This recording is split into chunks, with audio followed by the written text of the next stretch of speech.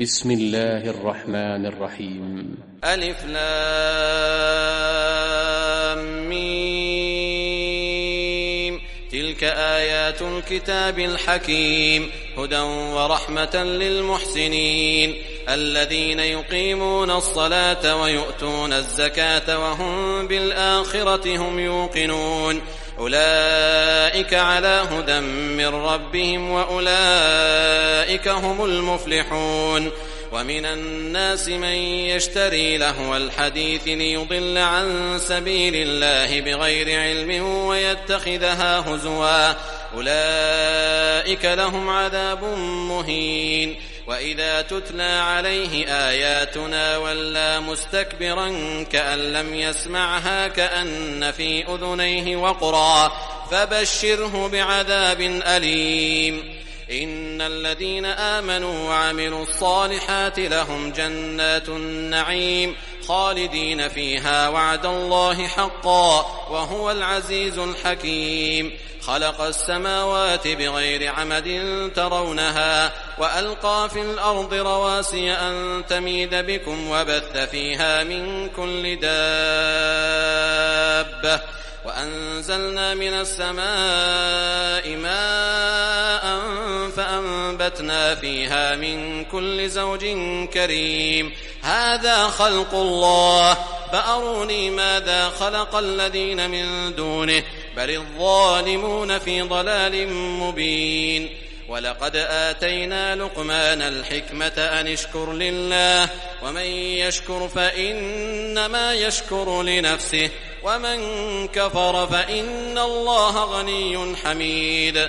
وإذ قال لقمان لابنه وهو يعظه يا بني لا تشرك بالله إن الشرك لظلم عظيم. ووصينا الإنسان بوالديه حملته أمه وهنا على وهن وفصاله في عامين أن اشكر لي ولوالديك إلي المصير. وإن جاهداك على أن تشرك بي ما ليس لك به علم فلا تطعهما وصاحبهما في الدنيا معروفا واتبع سبيل من أناب إلي ثم إلي مرجعكم فأنبئكم بما كنتم تعملون. يا بني إنها إن تك مثقال حبة من خردل فتكن في صخرة أو في السماوات أو في الأرض يأت بها الله إن الله لطيف خبير.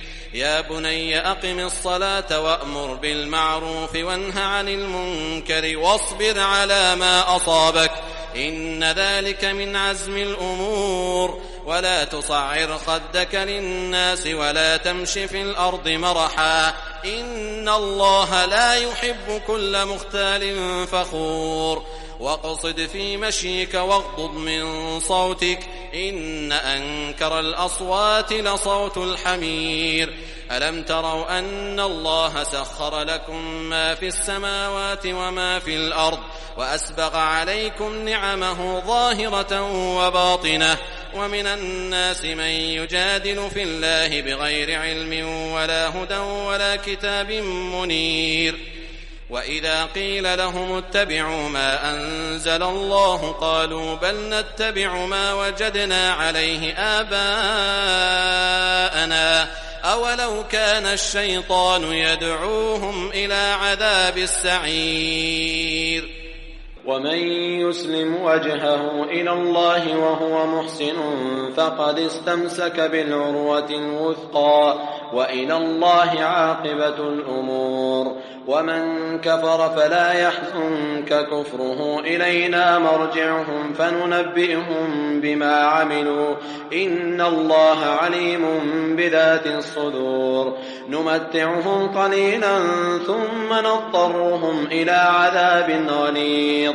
ولئن سألتهم من خلق السماوات والأرض ليقولن الله قل الحمد لله بل أكثرهم لا يعلمون. لله ما في السماوات والأرض إن الله هو الغني الحميد ولو أن ما في الأرض من شجرة أقلام والبحر يمده من بعده 7 أبحر ما نفدت كلمات الله إن الله عزيز حكيم ما خلقكم ولا بعثكم إلا كنفس واحدة إن الله سميع بصير ألم تر أن الله يولج الليل في النهار ويولج النهار في الليل وسخر الشمس والقمر كل يجري إلى أجل مسمى وأن الله بما تعملون خبير ذلك بأن الله هو الحق وأن ما يدعون من دونه الباطل وأن الله هو العلي الكبير ألم تر أن الفلك تجري في البحر بنعمة الله ليريكم من آياته إن في ذلك لآيات لكل صبار شكور وإذا غشيهم موج كالظلل دعوا الله مخلصين له الدين فلما نجاهم إلى البر فمنهم مقتصد وما يجحد بآياتنا إلا كل ختار كفور يا أيها الناس اتقوا ربكم واخشوا يوما لا يجزي والد عن ولده ولا مولود هو جاز عن والده شيئا إن وعد الله حق فلا تغرنكم الحياة الدنيا ولا يغرنكم بالله الغرور إن الله عنده